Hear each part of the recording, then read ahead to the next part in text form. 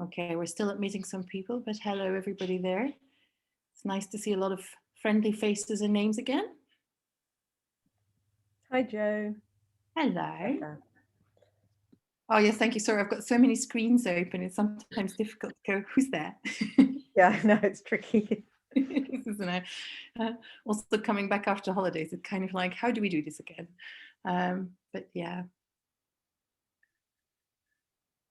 Right, I think we've got a nice number of people already with us. It gives me great pleasure to see you all back and to welcome you again to the Center of Educational Neuroscience seminars.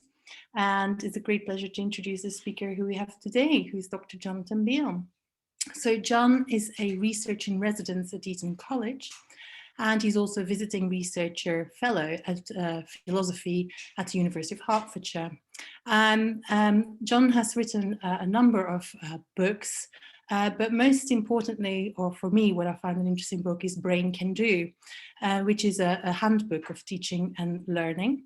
But John is also very much interested in educational neuroscience and around scientism. And I think that's what he's going to introduce to us today. So without further ado, John, thank you for your talk today. And I look forward to hearing more about educational neuroscience and educational neuroscientism. Sorry, thank you. Thank you very much, Jo, and thank you very much to the Centre for Educational Neuroscience for the invitation to speak today. It's a real honour to give this talk and to give the first talk of 2021. And thank you to each and every one of you for taking the time to come along today. The greatest problem facing educational neuroscience is crossing the bridge between theory and practice. That is to say, how we move from findings and evidence in neuroscience to their application within educational contexts. Crossing this bridge without due attention to certain methodological hazards leaves educational neuroscience open to the accusation of what we might call scientism, which I will define as excessive belief in the power or value of science. Scientism would be manifested in attitudes such as dogmatically assuming that neuroscientific methods or findings can be immediately or straightforwardly applied in education. And the central question with which I'm interested in this talk is, how can neuroscience be applied in education without risking scientism? This talk traverses 5 stages. I'm going to begin by giving a very brief account of scientism.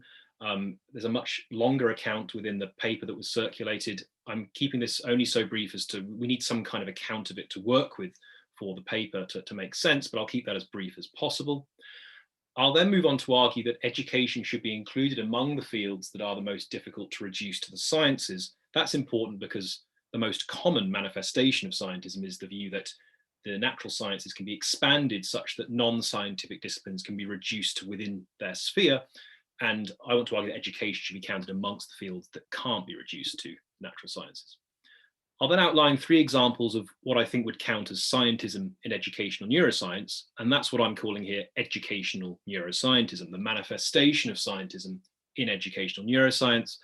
And I'll then go through the 4th and 5th sections in tandem. I'll outline 3 indicators of scientism when scientific theories or evidence are applied in education, and alongside each of those, outline some suggestions on methodological hazards that we should watch out for to avoid being scientistic when we apply neuroscience in education. In other words, to avoid educational neuroscientism. So what is scientism? Well, this is an elusive concept that's appeared increasingly in recent years, particularly in philosophical debates. It's typically used pejoratively, but it increasingly also has neutral and even honorific uses.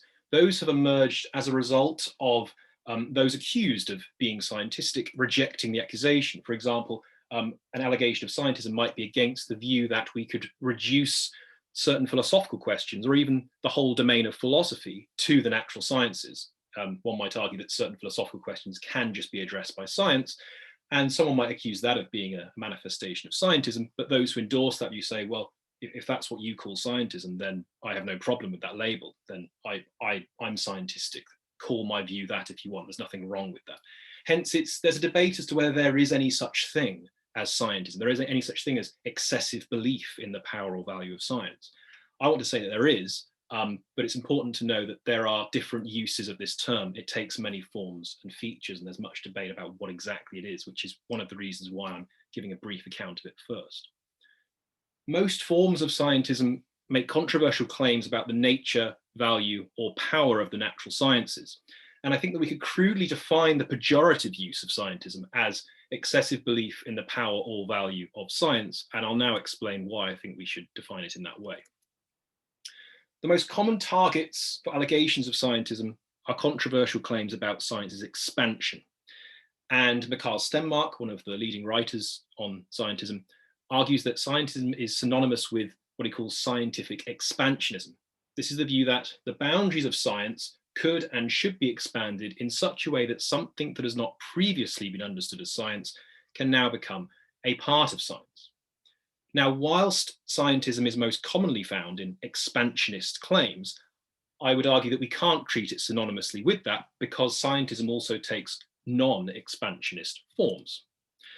For example, scientism could be levelled against views where the natural sciences are unwarrantedly assigned a much higher value over non-scientific areas of inquiry and culture, but there's no attempt to expand science. For example, if someone were to claim that it's a waste of time to take A-level subjects in anything other than the sciences, or it's a waste of time to study a degree in any subject except science, or it's a waste of time to pursue a career in anything other than sciences, or that all public funding towards the arts and humanities should be cut and just more investment from that in science.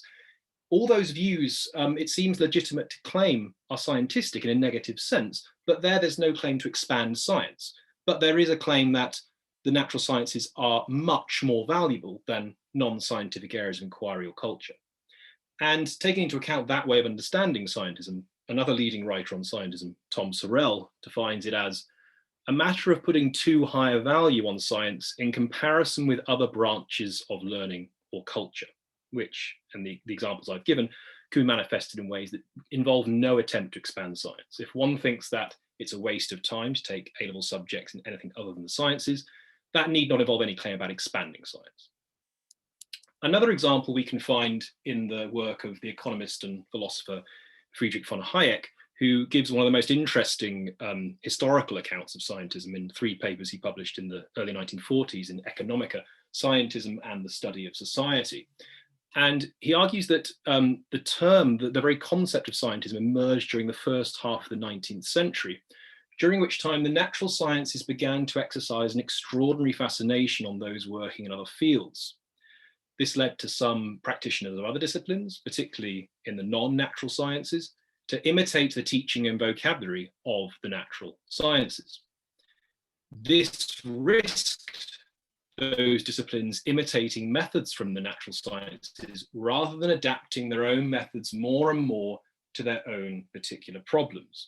And we see here one of the problems with doing this, that if such imitation leads one to focus more on imitating methods from another discipline rather than designing ones that might be better equipped for their own methods of study, then that's problematic. Now, Hayek describes such imitation as definitive of scientism. He writes, "We shall, wherever we are concerned with that slavish imitation of the method and language of science, speak of scientism or the scientistic prejudice."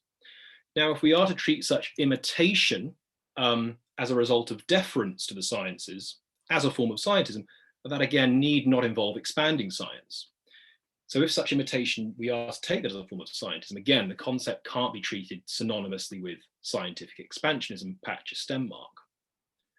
Another interesting point, an important point to take from Hayek's historical analysis, is that science in the context of scientism almost always concerns the natural sciences. That's important to bear in mind because the most common allegations of scientism are made against claims about the expansion of the natural sciences, which often includes the expansion of them to engulf the non-natural sciences. So one might argue, for example, that questions in psychology can be reduced to questions in neuroscience. One might even argue that the whole domain of psychology can just be reduced to neuroscience. And there we would have a claim about a natural science engulfing, say, a non-natural science. The same might be said about political science or other areas of the social sciences. So it's important that this term is used to denote the natural sciences. And when I speak of science and what follows, unless I state otherwise, I'll be talking about the natural sciences. Now, okay, so scientism often involves excessive belief in the power of science, where power generally denotes explanatory power. But it need not only denote that, it could also denote economic power. I gave the example of the view that all public spending in the arts humanities should be cut and invested in science. Well, that would be a different type of power than explanatory power, but where it involves excessive belief in the power of science, we're typically thinking of explanatory power, the much greater power science has to explain the world as opposed to non-scientific areas of inquiry. But we can't define it as just excessive belief in the power of science, because a view that overvalues science need not involve any claim about science's power. But similarly, we can't define scientism as overvaluing science, as Tom Sorel does, because a view that betrays excessive belief in the power of science need not involve any claim about science's value.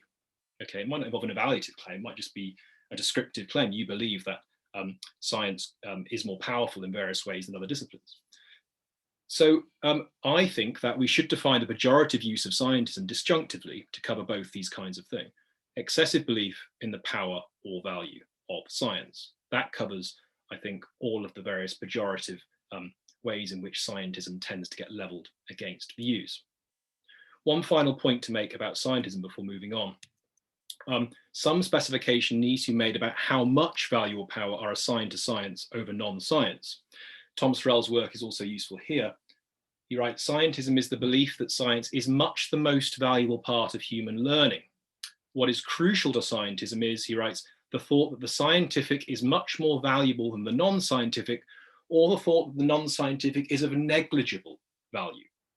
So we could say that scientism is ultimately the view that natural science is much more powerful or valuable than non-science.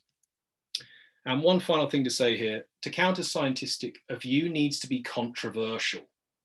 So for example, an interdisciplinary approach between neuroscience and education cannot be scientistic simply because it holds that certain findings from neuroscience can be used to improve educational practices. There's nothing controversial about that claim.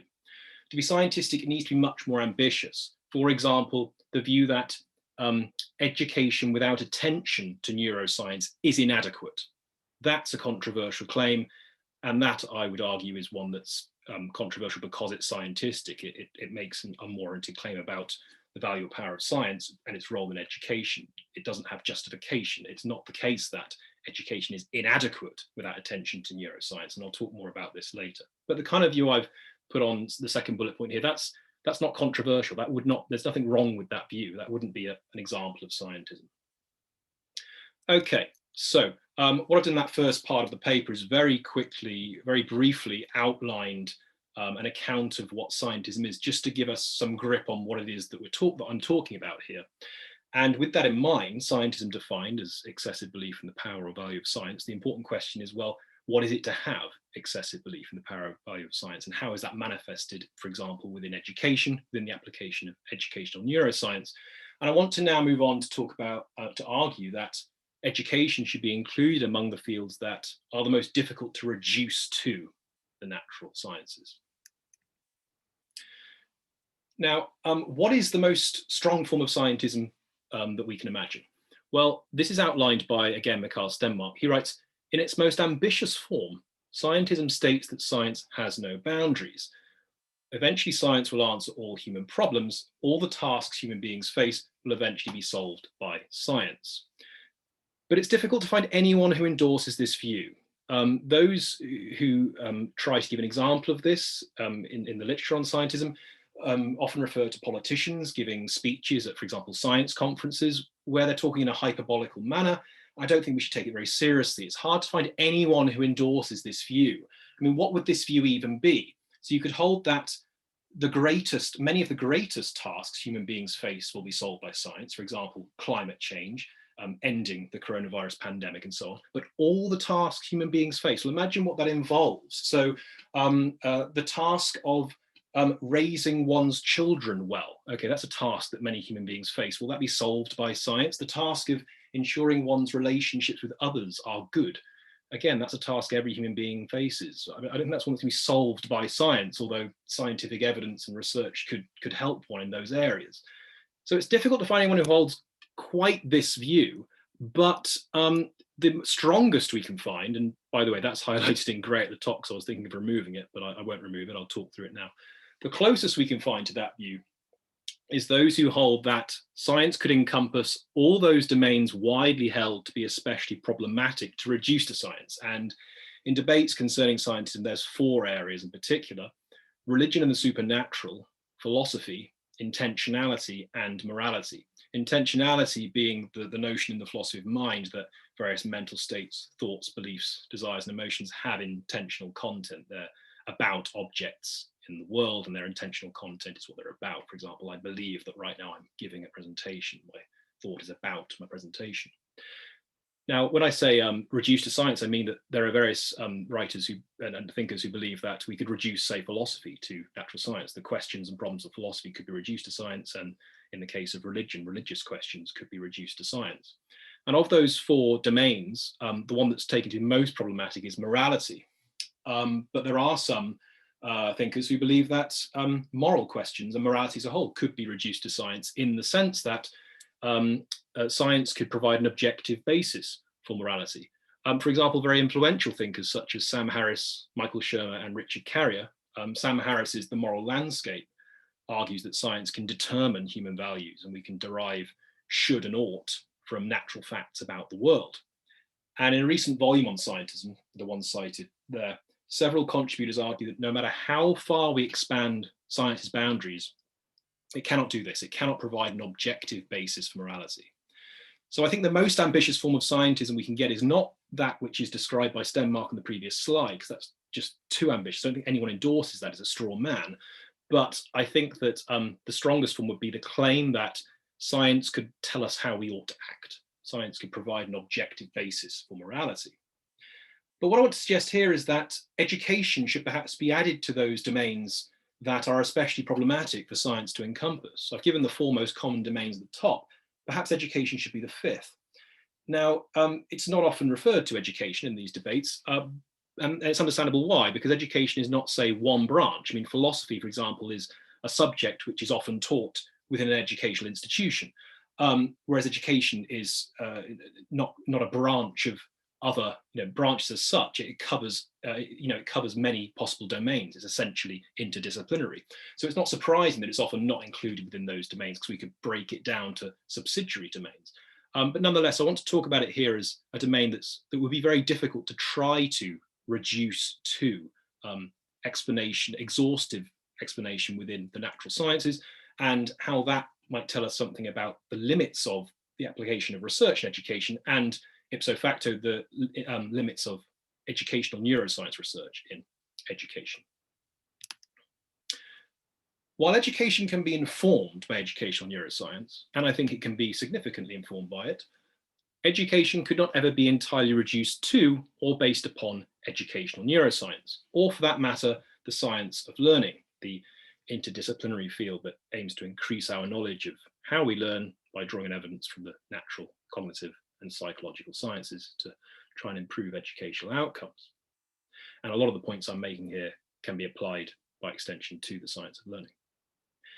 Education involves the teaching of many subjects, many of which themselves may not be reducible to science, for example, various of the arts and humanities. Education has many aims, including epistemic, moral, and civic aims, and overarching aims, such as supporting human flourishing, which is widely believed to be the ultimate aim, not only of education, but also of life. It's difficult to see how the fulfillment of these could be entirely reduced to or based upon the science of learning, although the science of learning could significantly inform our research on these areas, including human flourishing. Education involves, amongst other things, again, the highlighting in grey, don't think anything significant of that. It's just something that could be removed from the PowerPoint. I won't go through all of these, but it involves various of these areas and others. And I highlight these to illustrate the difficulties of trying to reduce education to science. Some of the most particularly difficult ones here, difficult obstacles would be those concerning human interpretation and human behavior. It involves human interpretation across a broad spectrum of contexts. It involves the development of virtuous character skills and dispositions, the input and interdisciplinary engagement between many areas of inquiry, many of which themselves can't be reduced to science, and managing human behavior across a set of age groups in which psychological, emotional, and intellectual and physical development is rapid and significant, at least certainly at the school level and at the university level, putting aside for the moment, continuing education courses for say, adults who return to education later in life. Now, even if all human experiences can be explained and understood on some level in neuroscientific terms, this does not entail that other ways of understanding human experience are reducible to neuroscience, or the natural sciences, or the sciences more broadly construed. It also doesn't entail that other ways of understanding human experience are not extremely useful and important. So if we were to try to reduce frameworks for understanding human beings to neuroscience, we could lose certain frameworks from other disciplines which provide important ways of understanding human experience. So an example of that would be the cognitive, what's sometimes called the cognitive value of literature. So literature can provide us with ways of understanding and areas of knowledge about understanding ourselves and the world, sometimes better than even if we've had those experiences ourselves. So an example might be Michel de Montaigne's essay on friendship, where he describes, the highest form of friendship a person can have. Now let's imagine I've had that kind of friendship for myself, I've experienced that. Nonetheless, by reading Montaigne's essay, I can learn things because of his skills as a writer. His imaginative capacities, his artistic capacities and abilities, his ability to describe these things to me allows me to engage them in a way that I can't because of my much more limited cognitive resources, in my limited imaginative capacities, my lack of skill as a writer. So that allows us to be able to understand things better than perhaps even having the experience ourselves. Shakespeare can describe the vicissitudes of life in a way better than I could ever describe them. So even if I had a certain experience, I can learn new things by reading about them when they're written about by a great author. Now, what do I use that to show? Well, I use that to show that even if we can understand something in some way, say from some direct experience, or from some evidence concerning what a human experience is, say neurological studies about what a human experience is in terms of the neurological correlates that take place with certain human experiences, say of certain emotions. Nonetheless, it's not that the frameworks for understanding human experiences given by other disciplines are kind of optional additional add-ons. They actually add something to our knowledge of these areas, for example, in literature and perhaps also in other areas of the arts. So what I want to say there is that if you try to reduce away certain non-scientific ways of understanding, you do lose something cognitive, you lose some contribution towards our understanding of those areas. Now, Dylan Williams recently published a piece where he draws a useful distinction between research-informed and research-based. The idea that education could be research-informed but not research-based, which a distinction with which I agree, and I'm going to refer to in continuing to outline the reasons I don't think education could be reduced to the sciences. William argues that we can use research to provide evidential support to and develop the effectiveness of educational practices. But that itself would be research informing practice, rather than practice being based upon research. And that's the distinction he's drawing here between research informed and research based. Certain areas of education can be research based, such as, for example, particular teaching strategies. For example, Barak Rosenshine's principles of instruction, his highly influential principles, are research-based teaching strategies. But note that even here, there are problems in claiming that a certain area of teaching learning is entirely research-based. So, for example, in Rosenshine's principles of instruction, he gives the honorific title master teachers to those teachers who got the highest levels in standardized assessment tests with their students. Now, why should a master teacher be thought of as someone who just does that? There are various areas of teaching and learning that Rosenshine doesn't mention much in the principles, such as student engagement. How could student engagement be entirely research-based? Trying to engage a classroom of students requires attention to various contextual factors, many of which are very complicated. The dynamics of the social group within the classroom, the amount of people in the classroom, the age of the people in the classroom, the character of the teacher, the thing that you're teaching, the time of day you're teaching, the time of week, what period of term you're in, how tired the students are, how enthusiastic they are at that particular time about learning about the area, the subject matter you're teaching. It requires attention to a great number of factors many of which you can't just go by the research to tell you how to do that thing, that is how to engage students. So I think that even in the case of various teaching strategies, it's better to often say they're research informed rather than research based. And education as a whole certainly could not be, I would argue, an entirely research based field. One of the reasons for which is this vast complexity and contextualization that takes place in education, that we have to pay attention to a large amount of contextual factors, that you can't just read off the research and apply in the classroom kind of instructions that will get you to the place you need to be. If we had to base education on research, much of what takes place in classrooms would lack research support.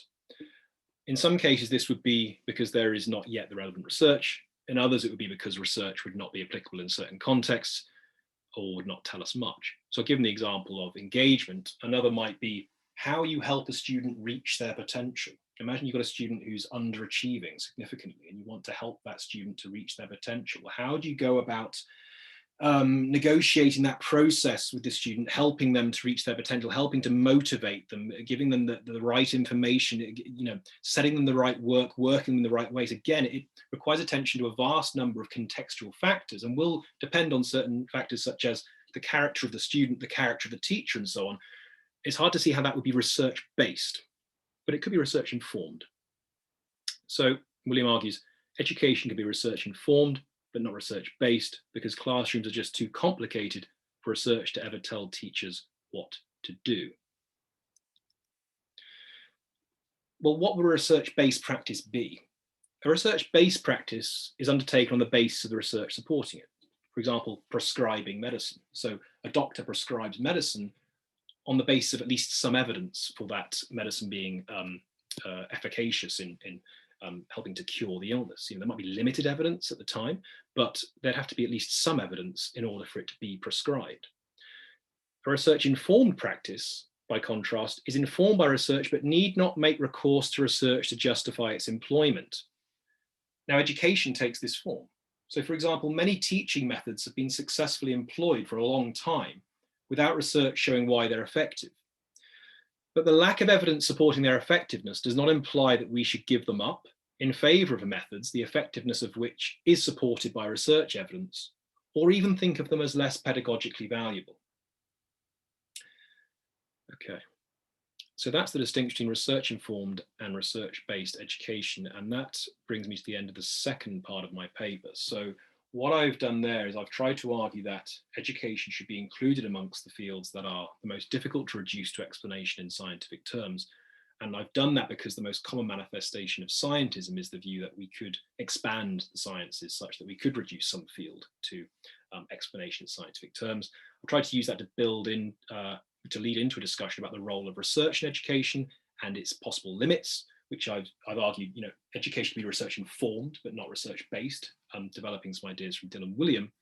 And using that, I would like to then try to outline some examples of what would count as scientism in educational neuroscience, which relate to kind of the limits about how far we can apply neuroscience in education, related to the limits of how far we can apply, say, research in education. Because one kind of research in education is, say, scientific research, research associated with educational neuroscience, or more broadly, say, the science of learning.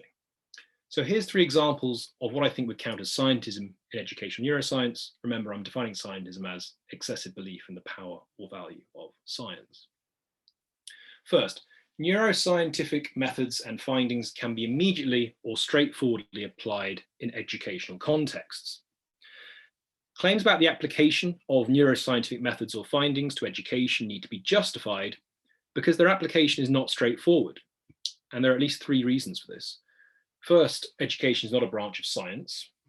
Second, education cannot be reduced to the sciences. It can't become a branch of science. And third, education cannot be an entirely research-based field. So clear links need to be provided between neuroscientific evidence and its application in education to avoid the risk of scientism. Second, the view that it's not possible to provide a good education without recourse to educational neuroscience. For example, holding that education that's not informed by neuroscience is inadequate in some way. that would be, I would argue, a form of scientism. Now, the uncontroversial view that neuroscience can improve education, and I think that is uncontroversial, does not entail that without attention to neuroscience, education is in some way inadequate. But we could argue that education is inadequate because of insufficient attention to neuroscience if either of the following were true or come to be true one day in the future. If, for example, educational neuroscience was shown to improve education to a highly significant degree, because if it were shown to do that, then education that isn't paying sufficient attention to educational neuroscience is missing out on something that can significantly improve it. Or attention to educational neuroscience could result in educators following much more effective teaching and learning practices, and their effectiveness were well supported by neuroscientific evidence. So I think if either of those were true, this would not be a form of scientism, but neither of those are true, so this is a form of scientism. And I just add on this point, the claim that education that's not informed by education neuroscience is inadequate may one day have greater force. It could do so if the field continues to make significant advances. But regardless of the advances it makes in the future, it's uncontroversial to hold now that educational neuroscience has the potential to improve education. That's uncontroversial, it's certainly not a form of scientism. Third example of educational neuroscientism, the view that one cannot be a proficient teacher without knowledge of educational neuroscience. Well, that view is patently false because there's many exceptional teachers which don't have knowledge of educational neuroscience. While knowledge of educational neuroscience may improve a teacher's proficiency, it does not follow that a teacher is not proficient unless they possess such knowledge. For that claim to be justified, we need to show that knowledge of educational neuroscience improves a teacher's proficiency to a highly significant degree. How would that be done? Well, imagine 1,000 teachers took a course, a rigorous course in education neuroscience, say a master's degree in education neuroscience, and all of those teachers were then shown, their teaching, the quality of their teachings was then shown through various criteria to significantly improve afterwards. Let's say the results they got from the students were much higher, the student enjoyment of the course was much higher, say on the ratings, anonymous ratings, say they gave of the course, the observations they got from various members of staff were much better, the teacher enjoyed their work a lot more, and they showed regular improvement in their field. If you could show that for, say, 1,000 teachers, then this claim would not be a form of scientism, perhaps, because one would be much more proficient if they had gained knowledge of educational neuroscience. And if that kind of case were true, it would then be much more similar to, say, when someone possesses a degree in a subject, that's taken to be a prerequisite for certain jobs. Why? Because it's shown that, you know, if one has that degree in that field, one is much better equipped to perform a certain role. And that's the case for many jobs. So it wouldn't be controversial if there were the evidence to show that. But there isn't the evidence to show that now because there are many exceptional teachers that don't have knowledge of educational neuroscience. I'm just imagining there a counterfactual world where that were possible and this wouldn't be a form of scientism. Okay, so here I've now outlined those three examples of what I take to be educational neuroscientism, excuse me. And here I want to outline an analogy to return to my original starting question. That was, how do we bridge the gap between theory and practice? How do we go from applying theory and evidence from neuroscience to education, to educational context without being scientistic? Here's an analogy I think which helps to illustrate a healthy approach to crossing that gap. We can draw on an analogy here from music. One can be an outstanding musician with little or no education in music theory, but it is extremely likely that music theory will improve even the best of musicians, and the best musical education includes music theory as a component. Moreover, the most equipped musicians will be well educated in music theory. Applying that to educational neuroscience, knowledge of educational neuroscience is not necessary to be an outstanding teacher, but it undoubtedly has the potential to be useful, and the most equipped teachers possess the knowledge provided by educational neuroscience. I don't think that's controversial to claim that a teacher is more equipped with that knowledge, but it doesn't follow that a teacher is better as a teacher with that knowledge, because you can have that knowledge and yet not be a better teacher because you're not applying the knowledge, let's say, in a good way. But it's uncontroversial to say that you're more equipped as a teacher by having that knowledge. Okay, I think that's a useful analogy to illustrate how we can cross that gap without being scientistic. Okay, I'm now on to then the final sections of my paper, and I'm going to do these in tandem. I'm going to outline 3 indicators of scientism when scientific theories or evidence are applied in education, and alongside each of those offer some suggestions on methodological hazards we should watch out for to avoid being scientistic when we apply theories or evidence from neuroscience in education. In other words, to avoid what I'm calling educational neuroscientism. First, one indicator of scientism is dogmatically assuming that scientific methods or findings can be applied in non-scientific domains, or overemphasizing the extent to which they can be applied. And there's hazards to watch out for are the following. We should first not assume that neuroscientific methods or findings can always be applied in education. And second, we should be careful with claims about how far they can be applied. For any neuroscientific evidence or study, a case needs to be made for its application in education. This relates to the first example of scientism earlier, the view that neuroscientific methods and findings can be immediately or straightforwardly applied in educational contexts. And I think this is the most important methodological hazard because it concerns the central problem educational neuroscience faces, moving from the theory to the practice. Second indicator, using scientific or quasi-scientific language to try to make work look more impressive without sufficient justification. For example, sufficient evidential support for such uses of language. We should have good reason to use the language or conceptual repertoire of neuroscience in educational research and its dissemination. For example, concepts such as neuroplasticity or references to parts of the brain, such as areas of the limbic system. And we need to be particularly careful of that in the age in which we're living, because in our scientific age, scientific concepts and language can be misappropriated to make work sound more technical, impressive, rigorous, or evidence-based.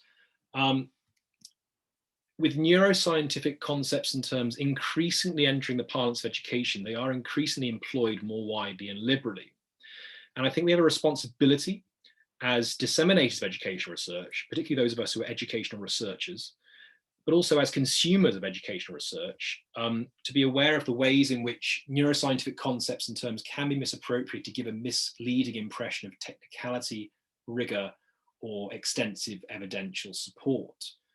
Many educators will listen to those in positions of authority, say leadership staff in an educational institution, or educational researchers regularly publishing work, let's say, or experts on educational neuroscience. And often they won't have the time to check this research themselves. Teachers are extremely busy people.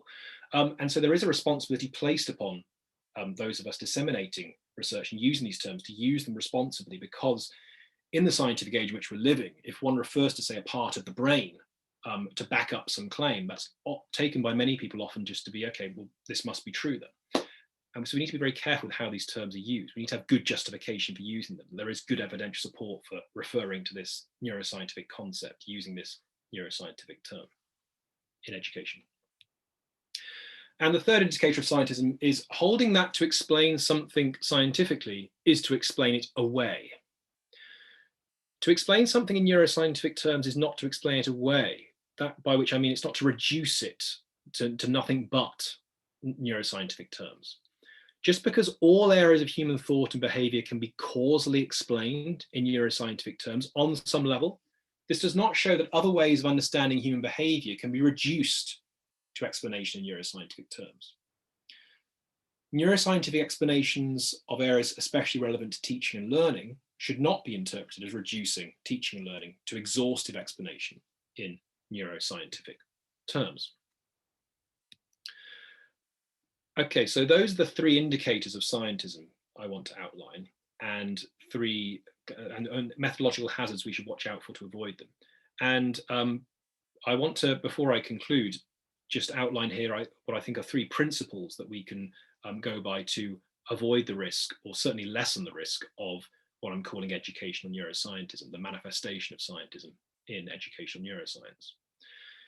I think that neuroscientific concepts should be used first on the basis of good evidence, second within a sound neuroscientific methodology, rather than, for example, being used overly casually or carelessly. And third, with those first two principles met, in order to justify the practical implementation of neuroscientific research in education by illustrating ways that such concepts are relevant to educational practices. I think following those three principles can significantly lessen and perhaps even help us avoid the risk of educational neuroscientism. Okay, so that brings me to the end of these 5 sections of my paper. And so I'll just wrap up with some closing remarks. It is important that we are aware of the limits of educational neuroscience. Awareness of its limits enables us to avoid hazards when applying neuroscience in education, have realistic expectations of what might come from educational neuroscience, and make sensible decisions about education on the basis of the evidence emerging from neuroscience. For example, decisions concerning policy, strategic priorities of education institutions or education as a whole, and funding decisions. Placing excessive promise in educational innovations,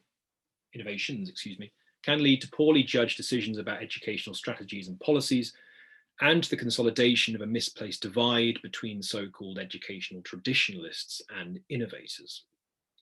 Science and technology are the domains that make the greatest and most rapid advances. While they deserve great praise and promise, they are also the domains where excessive praise and promise are most often placed. Excessive praise and promise in science can lead to scientism. Through awareness of what scientism is, why it is problematic, and the ways it can become manifest when we apply neuroscience in education, educational neuroscience is better placed to avoid educational neuroscientism.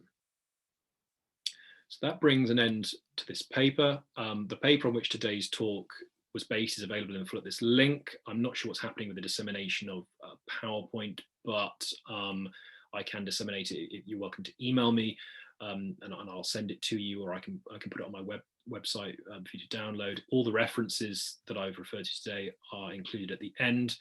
And if any of you are on Twitter, feel free to link up with me on there, and perhaps we can discuss these areas further if you wish, via email, or via Twitter comments, whatever you prefer. Thank you, Joe. I now hand back over to you to chair.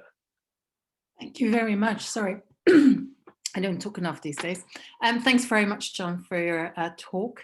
Very interesting facts, and indeed, we already have some questions in the chat box as well. So I'm just going to try and go up. So the first question we had was from Alex around, is the paradigm of evidence-based education as exemplified by the use of RCTs by, for example, the Educational Endowment Fund, EEF, an example of scientism?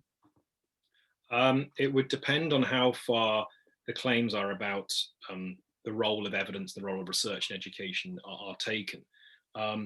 As far as I understand it, their claims about the role of evidence in education, they do not go too far, because they typically take the form of what I called, and what Dylan William calls, evidence-informed education. I mean, I know there is an organization, for example, called evidence-based education, but a lot of their work doesn't take the form I've described in this of research-based education. It's more evidence-informed education. They are acutely aware, acutely sensitive of the limits of research and evidence in education. For it to take the scientific form I've described, it would need to make the kinds of claims I've described here, that you could, for example, reduce various domains of education to just following where the evidence goes, or that, for example, you couldn't follow a teaching learning practice unless, sorry, I'm going to stop sharing my screen there, unless you made recourse to evidence and research and so on. So as I understand it, the EEF and the particular areas that were mentioned in that question take the form of being research informed rather than research based. But I welcome any particular examples where it seems to take a form of evidence or research based rather than informed, because I'd very much like to see that. Yeah, so Alex, who asked the question, is on the video now. So Alex, go ahead if you wanted to expand on that.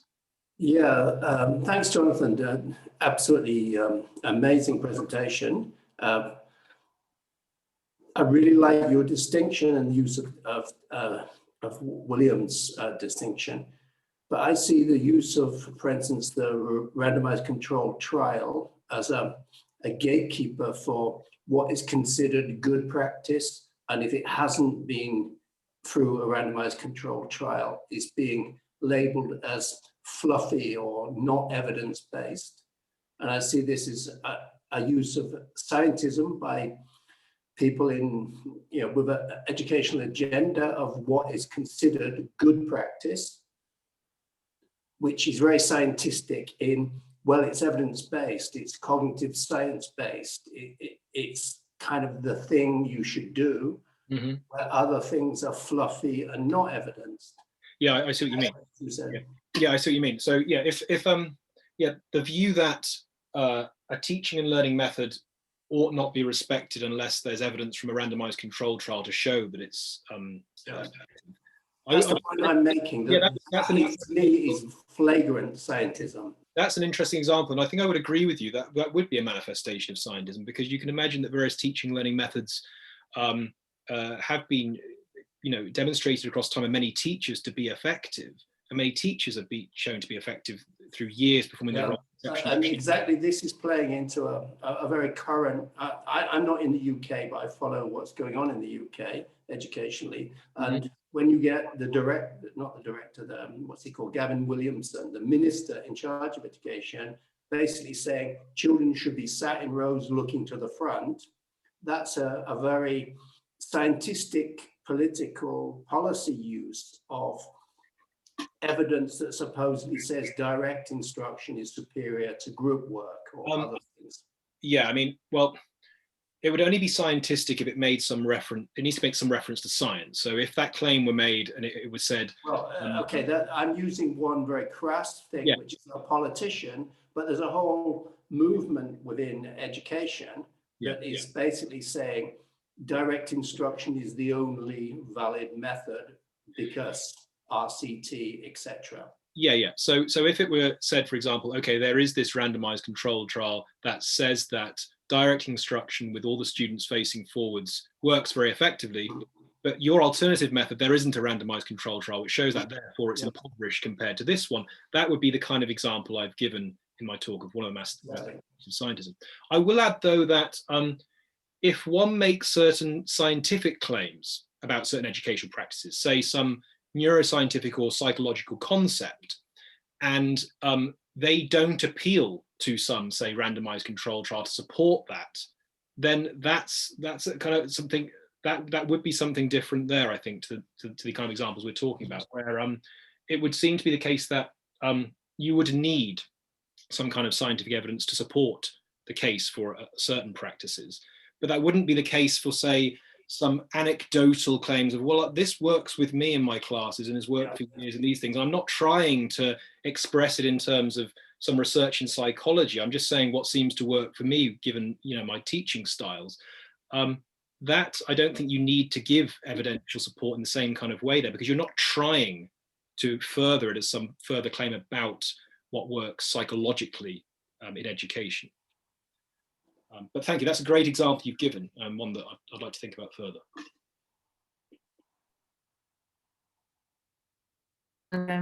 Katie Roger, if you don't mind, which is around what your motivation was for addressing this topic around neuroscience. I'm sorry, did you get me? Because I know my internet seems to be unstable today. So Katie Roger has a question. Okay, she got a question around, do you think there's a particular problem of scientism in educational neuroscience? I think that there's an increasing problem of scientism in education, whether I want to say it's for educational neuroscience in particular, rather than certain branches of the science of learning in general. I'm not sure I want to make that claim. I think there's an increasing tendency, as I said towards the end of my talk, for certain concepts within neuroscience, but also more broadly in the non-natural sciences, say psychological concepts, concepts such as growth mindset, let's say, or social or emotional contagion, for these to be used so often, so freely, so liberally, that it's taken to be, okay, well, we can, this is supported by, cognitive load theory, therefore it works, or something, without people really engaging with it very carefully. And that's one of the dangers I wanted to draw attention to at the end, that in the scientific age in which we live, people, take it to be, okay, case closed, this worked because this person's saying so, referring to this evidence. And so we have to be very careful, and that can give rise to certain scientific tendencies of just following some claim just because someone makes reference to something scientific, some scientific notion. So I do think there's a problem in that sense. And I think it's important that we're aware of the dangers of this because of the kinds of indicators of scientism I've outlined. It would be awful if people started to think that a teacher were inadequate because they didn't have sufficient knowledge of or significant knowledge of educational neuroscience. That would be an awful culture to have. And I don't think that's coming anytime soon, by the way, but you can see how certain tendencies might lead to that kind of thing. I'm going to on my own before I go back. I don't know. Before I go back, can I follow up on that with what around the beliefs of neuromyths in that context? Then, so far you talked about teachers not having particular knowledge around what might work or what may not work. But what if they have incorrect beliefs? In I don't know whether I make sense in that, but is that would be the neuroscientism as well? Yeah. Would that be scientism? Well, that's where I think that the science of learning, that's one of the most valuable roles it can perform.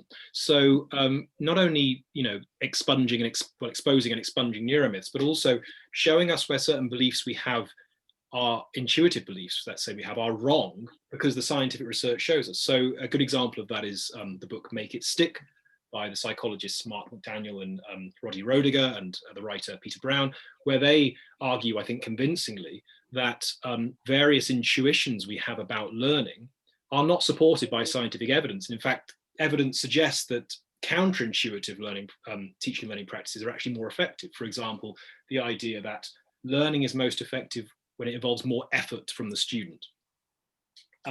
That can help us see that our intuitions might be wrong, and often are wrong, about what works and what doesn't work in the classroom. And that's where the science of learning can be really useful. Now, the same could be said slightly differently for neuromyths, pervasive beliefs which are not supported by evidence that can be then expunged through attention to evidence. And that's an important role that science can play, an extremely important role. There's nothing scientific about that at all, because that's nothing but a good thing. So no, I wouldn't describe it as scientific. I'd describe it as one of the best and most useful things that science can do in education.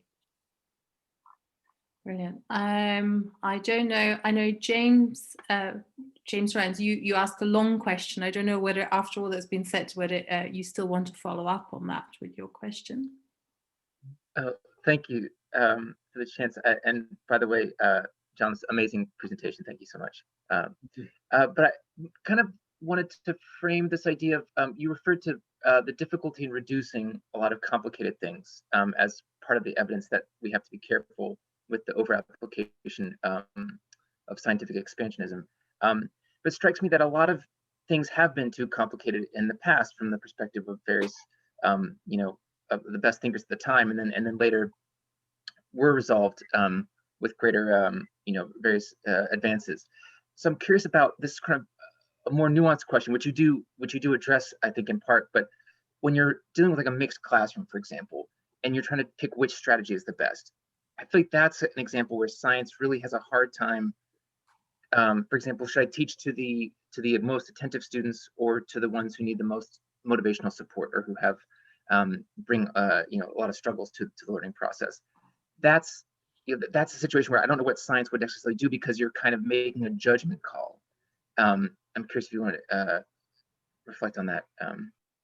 Okay, so are you using that then as an example of where to kind of support the examples I've given of where research could inform judgments we make, but beyond there would be a limit to that, and beyond that it would be, well, it wouldn't be a scientific question as such. It would be one that requires input from other areas of inquiry, the teacher's own judgments on the matter, and collaboration perhaps between various people. Is that the point you're making?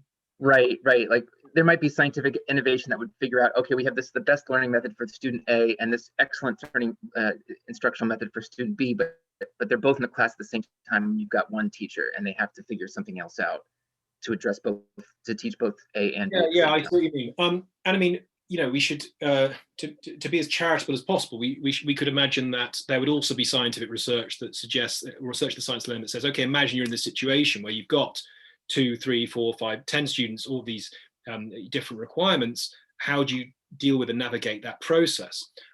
Okay, so let's imagine we had all of that evidence available and the teacher were really highly attuned to and knowledgeable of all that evidence. Well, even then, there are going to be various contextual factors that need to be taken into account as to how that process is navigated. How it is the case that the teacher tactfully addresses the fact that each student has different needs and one student doesn't feel insecure compared to the other in such a way that it affects their learning and demotivates them, how they engage with that. And one of the biggest obstacles I think that we have when we try to apply research in education, and this is one of the central points that William makes in the article I was talking about, is that we are dealing with human interaction, human interpretation here. And with many human beings, their classroom of children, let's say, and that's where it becomes much more complicated, partly because it becomes much more unpredictable and involves a lot of attention to contextual factors where you can't really kind of follow the research and just then do X following that, right? Some of it will involve ethical decisions and ethical decision making as well, which, if we can't reduce morality to science and education involves various moral behavior, then those themselves aren't going to be those we can reduce to scientific, let's say, research. So yeah, your example, I think, feeds in quite well to the reasons why education can be research informed and perhaps significantly research informed, but not research based in the sense in which I've described it. Thank you. Thank you, John. Yeah, I'm trying to get through the questions. There's lots of interesting debates happening in the chat as well, I think, around what is happening. So how would you, I think that's a nice question as well. So how would you know whether you've delved into educational scientism when training teachers and ensuring that the implementation of research-based strategies that they've been trained on? So, Yeah, okay, that's a great question. Well, for a start, some of the indicators I've outlined here, which are absolutely not exhaustive, there are many others, and there's literature on this which is useful. I mean, Susan Hack has an excellent paper, for example, I've referred to it in my article called 6 Signs of Scientism. That's a seminal paper on the topic. Those are others to watch out for. So I think that there are various, I think what I've adumbrated here, I would suggest, is the beginnings of a broader account you could outline, where you outline various indicators of scientism in education. I've only focused on educational neuroscience, but you could also more broadly focus on the science of learning in general, and various hazards to then, methodological hazards to watch out for. I've only given 3, but I think you go much further. The place that would have in teacher training, well, I guess it could serve a valuable role on the kind of things teachers should be aware of to avoid these hazards in education. I wouldn't want to be so presumptuous as to claim that this should be some required reading that teachers should do in their training, but yeah, I do think that we should be aware of these things, at least. I would say that. All right. Thanks very much, John, for your talk. We're getting to 5 o'clock. That I don't want to ask later on, and now it's your time. But other than that, I think I'd like to thank you again, John, for your talk, for your time today, for your interesting debate and questions. And we're looking forward to hopefully see all of you again next week when we have Michael Thomas will be presenting the key themes that have come out of the new book that was produced by colleagues at the Center of Educational Neuroscience. So I'm sure some of these debates will continue over the next few weeks when we have a series of talks lined around new evidence in educational neuroscience. Thank you all again. Thank you, John, and all stay well. And yes, see you all next week. Bye-bye for now. Thank you. Bye-bye.